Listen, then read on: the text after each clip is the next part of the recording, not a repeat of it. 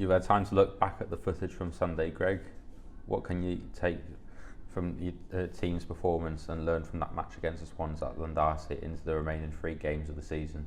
Pretty much exactly the same as we've learnt in the majority of the games against these teams. It's there's too many good players in these teams to switch off, even if it's just for half a second. You switch off, you give very good players too much time and space anywhere on the pitch and you'll get punished. That's what's happened time and time again this season against those sides.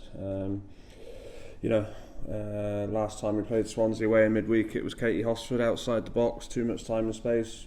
Last Sunday, Stacey John Davis, too much time and space. And if you keep doing that to good players, they're going to keep on punishing you because they're ruthless and they're just want to score as many goals as possible. So they're not going to take their foot off the gas. If you're going to keep making it easy for them, they're going to keep soaking it up. This coming weekend is another trip down south to face the league leaders, Cardiff City at Letchworth Stadium. How will you approach the encounter knowing that the Bluebirds are on the verge of the Adrian Premier title? Exactly the same. We won't change anything. Obviously, they're on the back of a very heavy victory.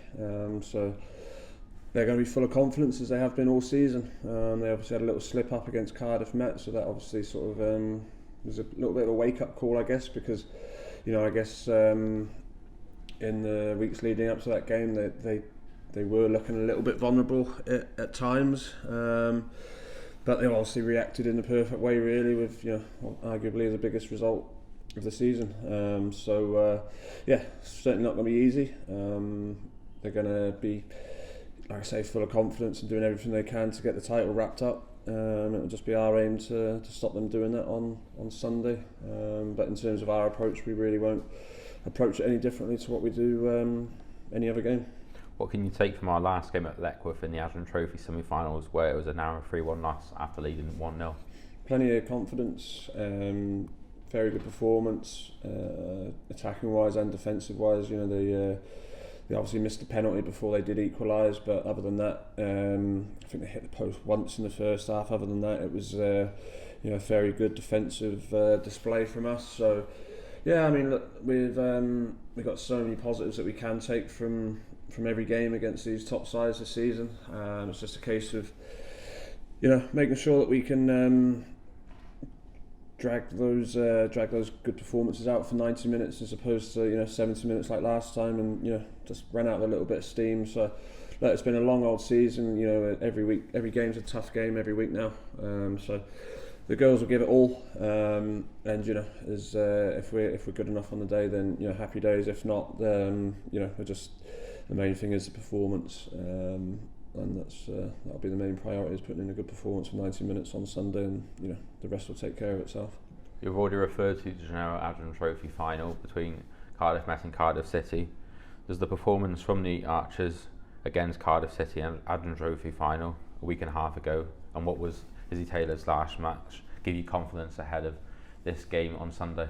I was already full of confidence before that. Like I say, on our day we're more than capable of beating any of these sides. We might not have shown it yet in terms of actually getting a result, but just looking at some of the performances, I was always confident that we could get a result. But certainly Cardiff Met beating them,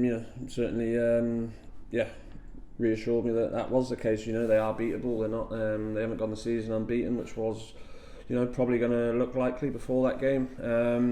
It's we're full of confidence. That result will obviously give us a little bit more confidence in the fact that they are beatable. But we just got to focus on ourselves, make sure that we do everything properly.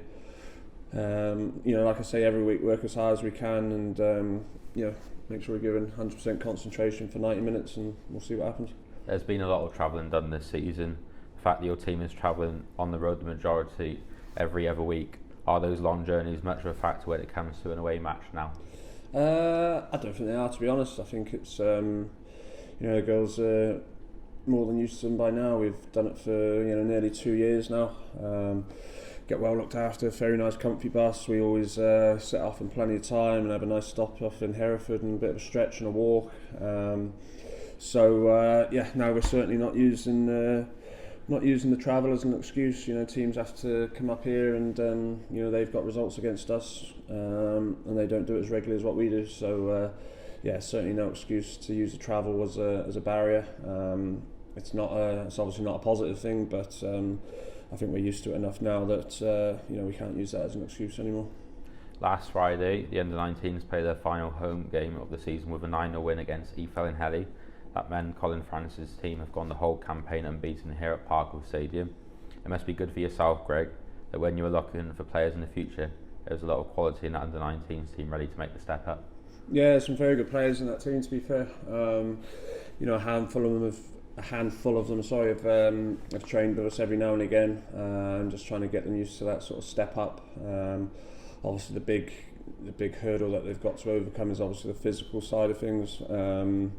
But certainly from a technical point of view, you know, there's certainly a good number of players in that team that are you know, more than capable of making a step up. So it's yeah, they've obviously, you know, had a great season. Like I say, going the home season unbeaten is a great achievement, a great record, and something that, you know, we want to start doing the first team as well, as making this a very difficult place for teams to come and get a result.